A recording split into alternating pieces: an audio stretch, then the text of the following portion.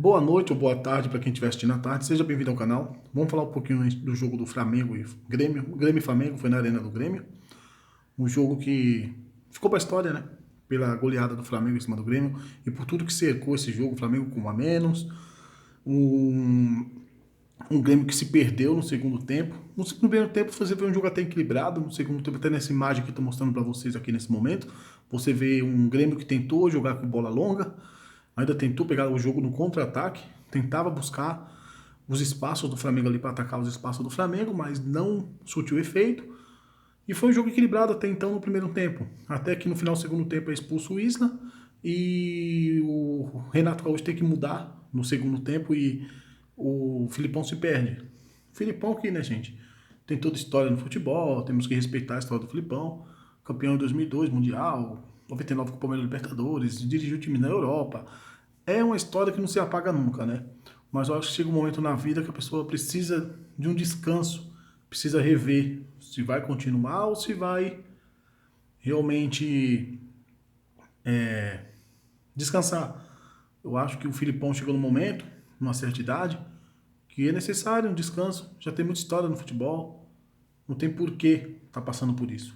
Eu acho que o Filipão não precisa passar por isso, por toda a história que tem. Não precisa estar...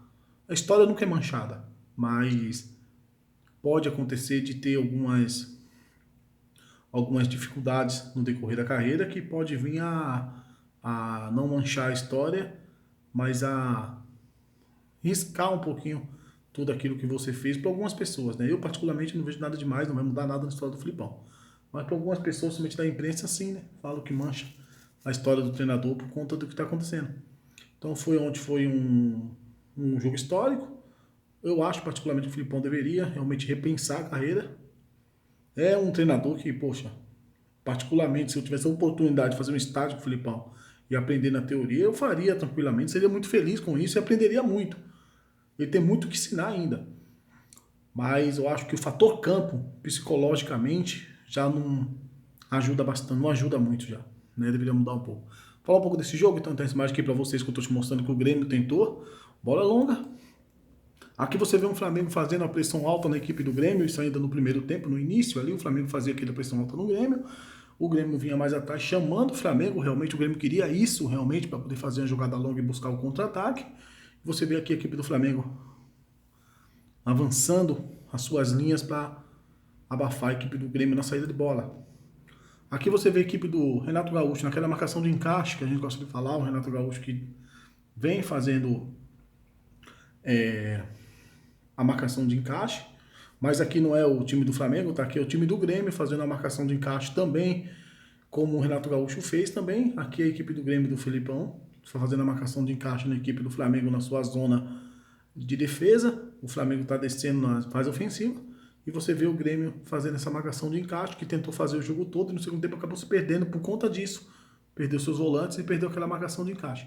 Mas você vê que os dois times usam esse tipo de marcação, essa marcação de perseguição, né? Tanto o Filipão quanto o Renato Gaúcho. Aqui você vê um Grêmio novamente fazendo novamente uma marcação de encaixe na equipe do Flamengo. Aqui você vê cada jogador do Grêmio próximo aos jogadores do Flamengo, outro aqui no portador da bola que é o Isla.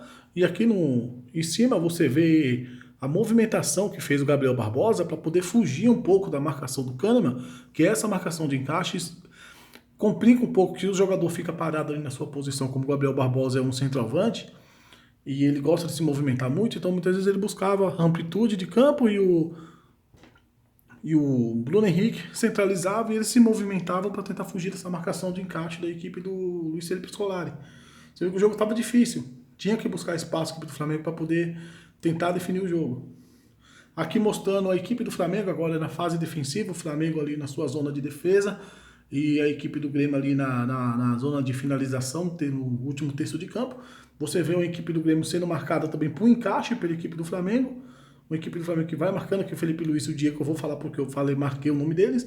E aqui você vê novamente essa marcação de perseguição que vem fazendo o Flamengo. Essa marcação de perseguição ela tem um fator negativo e também tem os seus fatores positivos, tá? Mas vamos falar do negativo. O negativo é o seguinte, que você tem o Felipe Luiz que está saindo para fazer essa marcação no portador da bola, fazendo essa caça ao adversário, que você tem um Diego que se movimenta para tentar fechar a linha de passe desse jogador aqui, num possível passe, numa possível descida desse jogador do Grêmio, mas o espaço que abre nas costas. Aqui tem uma linha quebrada, aqui você tem 2 zagueiros, essa linha é quebrada porque o Arão está marcando esse jogador, e esse jogador do Grêmio que o Marcão está marcando, ele tem toda a possibilidade de entrar aqui e receber essa bola e sair na cara do Diego Alves. Então essa marcação por perseguição, ela pode sim trazer algumas quebras de linhas que podem resultar num resultado negativo para a equipe do Renato Gaúcho. É bom que ele reveja essa forma de marcação, se vai dar certo ou não, vai ter que ter um tempo de treinamento para que isso possa se encaixar melhor. Aqui a gente vamos pular já aí para o final do jogo, aqui quando o Isla é expulso do jogo, tá? O Isla foi expulso, aqui você vê um Flamengo totalmente descompactado no final do primeiro tempo, precisava arrumar a casa e o Renato Gaúcho no segundo tempo decidiu arrumar. Aqui você vê um Flamengo voltando na sua fase defensiva e os espaços que o Flamengo deixava por conta da expulsão do Isla. E agora você vê um Flamengo no segundo tempo, o Renato Gaúcho decidiu mexer nesse Flamengo, o Flamengo aí já estava com 1-0, você vê um Flamengo que ficou no 4-4-1, alguns momentos 4-3-2, e um Flamengo bem compactado, tirando a movimentação central do Grêmio. Isso foi muito positivo para a equipe do Renato Gaúcho. Aqui você vê novamente o Flamengo muito bem compactado no 4-4-2, no 4-4-1, vou falar 4-4-2. Você vê aqui o Everton Ribeiro, Arão, Thiago Maia e Michel fazendo a primeira linha de 4, primeira linha de combate, e o Gabigol aqui fazendo aquela movimentação no portador da bola. Então o Flamengo que compactou bem seu time, e essa compactação trouxe ao Flamengo essa tranquilidade do Flamengo poder rodar mais a bola, e a marcação deixou de ser de encaixe e começou a ser uma marcação mais por zona, mesmo com um jogador a menos. Aqui você vê, né, como o Flamengo tinha a liberdade de se movimentar, uma equipe do Grêmio que tinha um jogador a mais, parecia que tinha um jogador a menos, e você vê os espaços que o Flamengo tinha para receber a bola, mesmo com um jogador a menos, um time do Filipão totalmente descompactado, as linhas totalmente distantes uma da outra, dando possibilidade do Flamengo trabalhar no toque de bola, e isso foi fatal. O Flamengo colocou 4-0 na equipe do Grêmio, que o Grêmio vai ter que tentar reverter aqui no Maracanã, ou em Brasília, né? Lá no Mané Garrincha. Seja onde for, é quase que impossível reverter esse placar, uma equipe tão forte como o Flamengo. Beleza, gente? Esse foi o vídeo para dar uma passadinha, para falar um pouco desse jogo, que foi histórico também para mim, tá nesses prateleira de jogos históricos. Deixa um like, um comentário, um dislike, uma sugestão. E é isso aí, na próxima a gente volta a falar mais um pouquinho aí de futebol, beleza? Um abraço.